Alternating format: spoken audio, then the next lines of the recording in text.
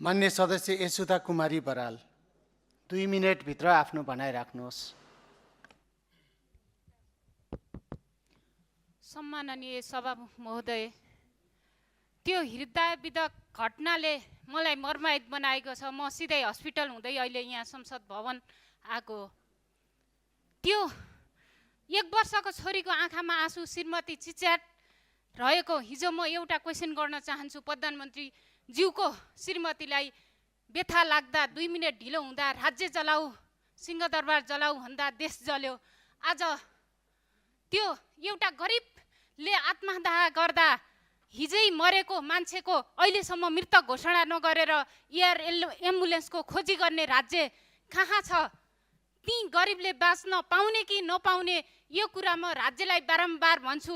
तपाईका स्ट्याटसका फेसबुकका status रङ्ग्याउनको लागि मात्रै हो कि हिजो हातमा साङ्ला लगाएर दलितका मुद्दा उठाउने मान्यज्यू आज यही हुनुहुन्छ, उहाँको हात चलेन कि आज स्ट्याटस लेख्न?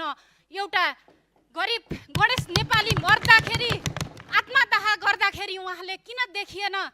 के आफ्नो राज्य हुँदा हिजो प्रेम अधिकारी मर्दा राज्य निरीह हुने, आज चाहिँ गणेश नेपाली मर्दा राज्य खुसी हुने हो? यो मेरो क्वेसन छ। म प्रेम नेपाली भाइप्रति भावपूर्ण श्रद्धाञ्जली व्यक्त गर्न चाहन्छु। गणेश नेपाली भाइप्रति भावपूर्ण श्रद्धाञ्जली अर्पण गर्न चाहन्छु। उहाँको सानो नानी र उहाँ चिच्याटमा भइरहेको श्रीमती आमा बुवाप्रति गहिरो समवेदना प्रकट गर्न चाहन्छु। हरेक नेपाली बाँच्न पाउने कि नपाउने, गरिबको यो नेपालमा बस्न पाउने कि नपाउने, काठमाडौँ उपत्यकामा मेरो कर्णालीका मान्छे आएर पठाउ चलाएर बाँच्न पाउने कि नपाउने, सरकार यो कुरा तपाईको कान खुलेको छ कि छैन?